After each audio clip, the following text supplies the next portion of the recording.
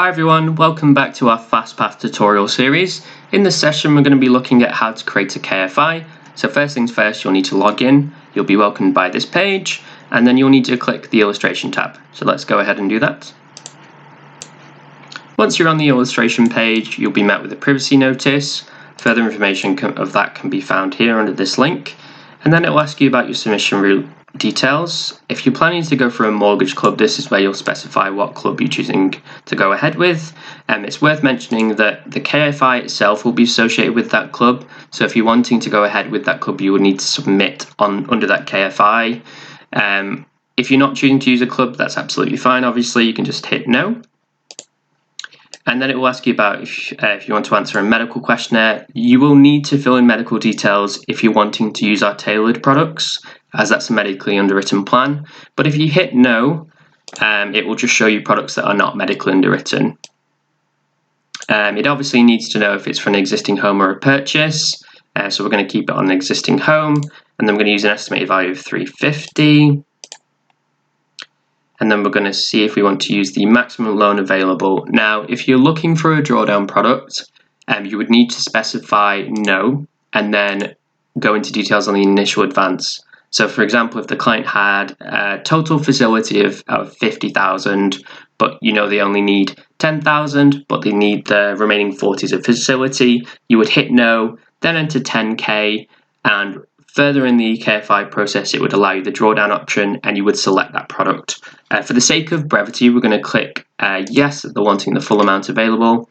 It's just a standard home and it is not sheltered accommodation. I'm going to use a Preston postcode and also that's within England.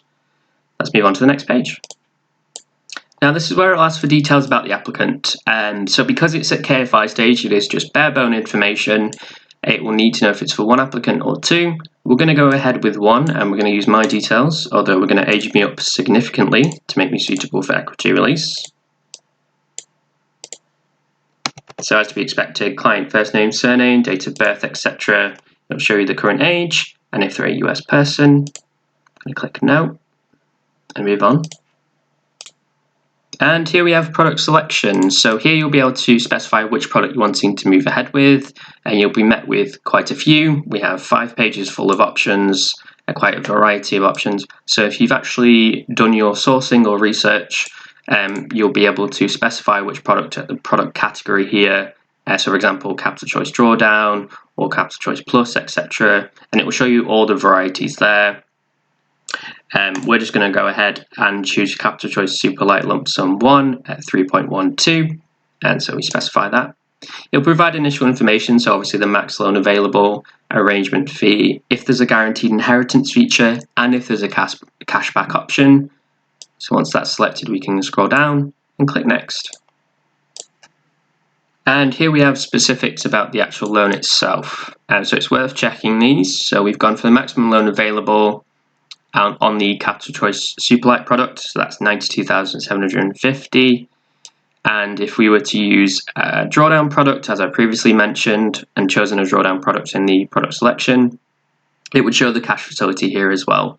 It then moves on to lender fees, so we have a £30 transfer fee and £125 redemption fee when the account is redeemed.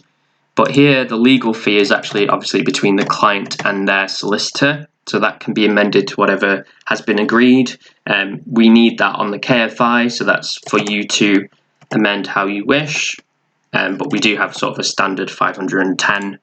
If you're unsure of what that might actually look like if it's quite early in the process of the application.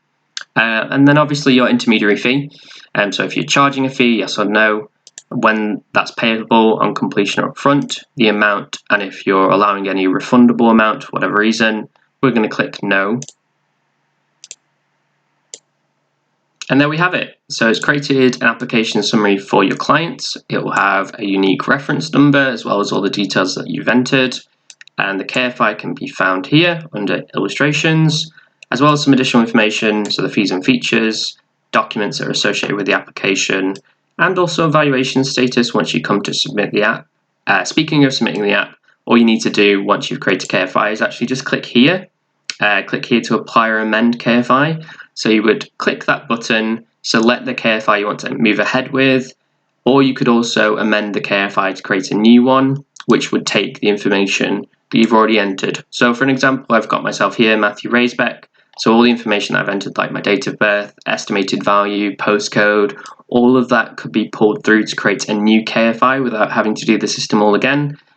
We obviously highly recommend that advisors do that because it keeps it all under one reference number and keeps particularly the home page with all the different KFIs and clients that you have nice and tidy, so you can find all the information you need on, say, Mr. Raisbeck in one place. So that's everything for creating a KFI. If you do have any more questions, do feel free to contact our advisor support team on 03454 500 151, and they can also be emailed at info@more2life.co.uk. Thank you very much for your time. Bye now.